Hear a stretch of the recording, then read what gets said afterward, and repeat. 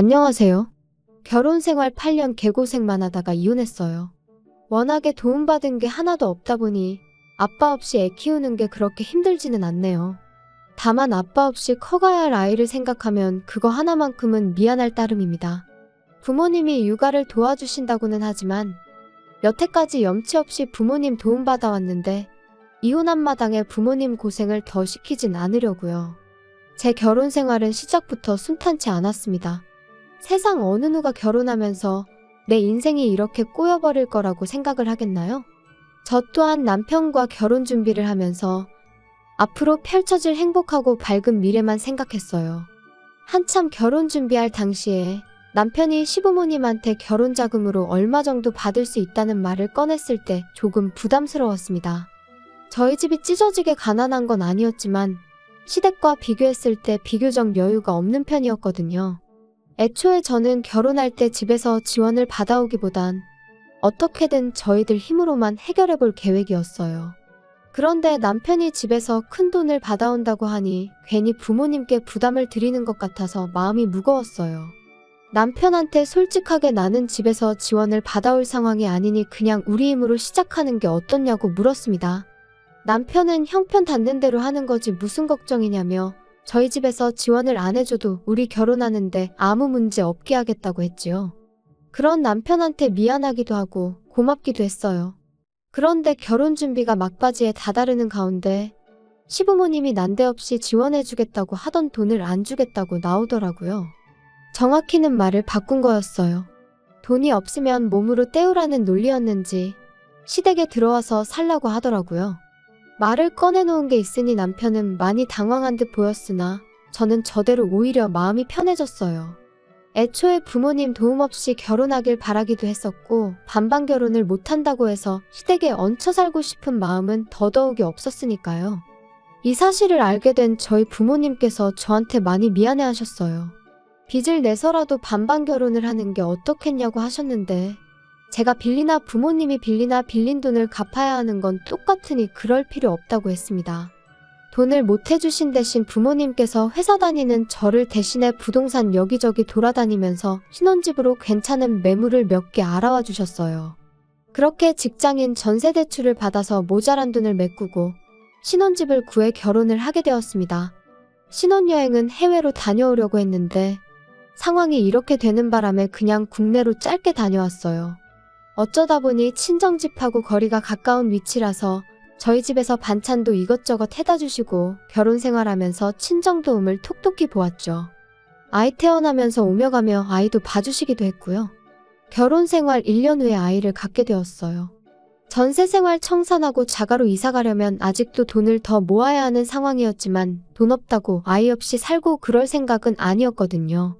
친정어머니가 도와주시면 출산하고 복직도 바로 할 수 있었으니 나름대로 계획이 다 있었습니다. 아이 태어나고 나서 딱 2달 몸 추스르고 친정어머니 도움받아 바로 출근을 했어요. 괜히 남편 외벌이 시켰다가 행여라도 남편이 너 때문에 시댁 지원 포기하고 나 혼자만 힘들게 일한다고 생각할 수 있으니까 휴식은 저한테 사치나 마찬가지였죠. 정확히 아이 태어나기 전까지 시댁에서는 그 어떤 간섭도 하지 않았습니다. 지금 생각해보면 아마 아이 태어나고 나서 사는 게 힘들면 뒤늦게라도 시댁으로 기어들어올 거라고 생각했었던 것 같네요. 개고생하다가 정신 차리면 시댁에 도와달라고 기웃거리진 않을까 싶었나 봐요. 그런데 저희가 생각보다 잘 살고 친정어머니 덕분에 바로 복직해서 맞벌이하면서 잘 살고 있으니까 심술이 났던 거죠. 그러니까 언젠가부터 시어머니가 저희 생활에 간섭을 하기 시작했어요. 친정이랑 가까이 산다고 시댁은 아주 거들떠도 보지 않느냐며 이틀 3일에 한 번꼴로 전화를 해서 잔소리를 하기 시작했죠. 그전까지는 시댁에 간다고 연락이라도 하면 같이 살기 싫어서 집 나가 사는 것들이 뭐가 좋다고 우리 집에 올 생각을 하냐며 오지 말라고 했던 사람이 말을 싹 바꿔서 저희가 친정만 챙기고 시댁을 소홀히 하는 것처럼 말하니 어이가 없더라고요. 남편과 상의 후에 2, 3주에 한 번은 무조건 시댁에 다녀오기로 했어요. 매주 시댁에 다녀오는 건 사실상 불가능한 일이고 한 달에 한 번은 너무 뜨문뜨문 가는 게 아닌가 싶어서 그렇게 정했던 겁니다.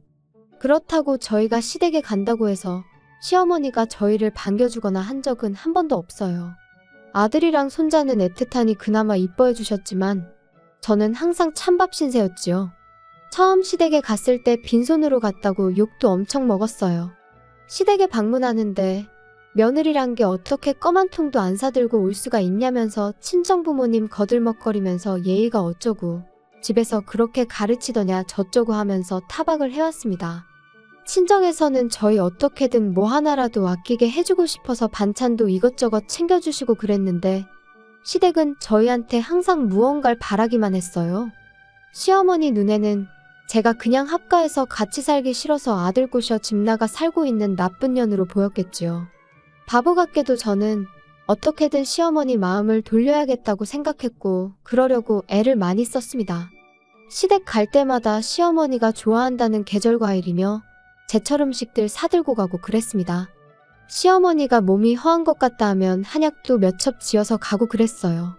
맞벌이를 하고 있긴 했지만 2, 3주에 한 번씩 시댁에 가는 게 부담이 될 정도였지요. 시댁 가서 시어머니 대신 집안일도 해드리고 뭐 김장이 있다거나 큰집 행사가 있다고 하면 회사에 휴가까지 내서 제가 제일 먼저 달려가 시어머니를 도왔습니다. 하지만 제 정성이 역부족이었는지 시어머니 마음은 좀처럼 열리지 않았어요. 결혼할 때는 제가 남편한테 고맙고 미안해했는데 결혼 후에는 역으로 남편이 저한테 고맙고 미안해했지요. 그렇게 결혼 생활 6년이 지나갔어요. 시댁에 시달려가면서도 열심히 일하고 아끼고 모아서 집을 사게 되었습니다. 대출이 더 늘어나긴 했지만 요즘 애들이 집이 전세면 전세인대로 아파트가 구리면 구린대로 그걸 가지고 편을 가르고 놀리고 그런다는 뉴스를 보니 무리를 안 할 수가 없었네요. 그래도 저희 나름대로 행복했는데 큰 사건이 하나 터지고야 말았습니다. 시어머니가 평소보다 더 공격적으로 변하기 시작했어요. 처음에는 저희가 이제 번듯한 집까지 갖게 되었으니 그게 열받아서 저한테 더 모질게 하는구나 싶었는데 가만 보니 했던 말을 자꾸 또 하는가 하기도 하고 뭘 자꾸 깜빡깜빡 하기도 했어요. 시어머니랑 좋은 사이는 아니지만 TV 프로에서 봤던 치매 증상에 대한 내용이랑 거의 맞아떨어지는 부분이 많아서 걱정이 되더라고요. 시어머니는 물론이고 신우랑 아버님, 남편한테도 어머님 병원 한번 다녀와야 하는 거 아니냐고 물어봤는데 다들 하나같이 멀쩡한 사람을 치매 환자로 만드냐며 뭐라고 했었어요. 하지만 날이 갈수록 제가 알고 있던 증상과 똑같은 행동들을 반복하시니 억지로라도 제가 모시고 다녀와야겠다는 생각이 들더라고요. 그리고 우려했던 일이 실제로 벌어지고 말았습니다. 시어머니는 치매를 앓게 되신 거였어요. 치매 판정을 받고 나니 오히려 더 빠르게 증상이 악화되어 갔습니다. 그러던 와중에도 며느리 부려먹겠다는 건 안 까먹는 건지 이제는 평일에도 저를 찾기 시작했어요. 그때도 저는 아무 불만 없이 부를 때마다 시댁에 다녀왔습니다. 그리고 그때부턴 2, 3주에 가던 것도 매주 다녀오게 되었고요. 아무리 시어머니가 저를 괴롭혔다고 해도 치매를 가지고 하늘이 응당한 벌을 내렸다는 생각이 들었다기보단 딱한 마음이 더 컸거든요. 그렇게 1년이 지나고 나니 그때부터는 집에서 대소변 실수도 하기 시작했어요. 전문 간병인이나 요양교육을 받았다면 모르겠지만 시어머니가 기억만 왔다 갔다 할 뿐이지 여장부 스타일에 힘도 좋으시거든요. 말인즉슨 저를 포함한 시가족 모두 시어머니를 어떻게 감당하기 힘든 상황까지 오게 되었다는 거였어요. 시댁에 돈이 없는 것도 아닌데 이 정도면 전문 간병인을 쓰거나 요양원을 보내는 게 맞지 않나 싶었어요. 시아버지가 좀 와달라는 연락에 최대한 시댁에 다녀오고 있긴 했지만 저도 회사 다니는 상황이어서 체력적으로 많이 힘들었고 제가 시댁에 가 있으면 시댁에 가 있는 만큼 저희 친정어머니도 대신 애 봐주시느라 저희 집에 발이 묶여서 계셔야 했거든요. 그러던 와중에 제가 둘째 아이를 임신하게 되었습니다. 집안 상황도 그렇다 보니 계획된 게 아니라 조금은 당황스러웠어요. 조심하지 못한 제 잘못이 크긴 했죠. 친정어머니가 거의 저 대신 첫째 아이 다 키워주신 거나 마찬가지인데 갓난쟁이를 또 처음부터 부탁하자니 죄송스러운 마음밖에 없었습니다. 막상 친정어머니는 첫째 혼자 외로웠을 텐데 둘째 생긴 게 참 잘된 일이라며 둘이고 셋이고 낳기만 하면 아이는 대신 다 봐줄 테니까 건강하게만 출산하라고 응원을 해주셨어요. 시댁은 상황이 상황이다 보니 둘째 이야기를 어떻게 꺼내야 할지 참 고민이 되었는데 언제까지 숨길 수 없는 노릇이었으니 그냥 날 잡고 찾아가서 시아버지한테 말씀드렸어요. 단도직입적으로 둘째가 생겼기 때문에 이제 시댁 와서 시어머니 돌봐드리는 거는 못할 것 같다고 했죠. 그런데 돌아온 시아버지 답변이 정말 예상도 못한 답변이었습니다. 친정에서처럼 둘째 아이 생긴 거 축하한다는 말까지 바란 건 아니었는데 애 가진 거랑 집사람 돌봐주는 거랑 무슨 상관이냐며 잔머리 쓰지 말고 주말에는 시댁 와서 집사람 돌봐주라는 대답을 들었기 때문이에요. 평소에는 말대답 해본 적 한 번 없는 저도 그냥 있을 수가 없더라고요.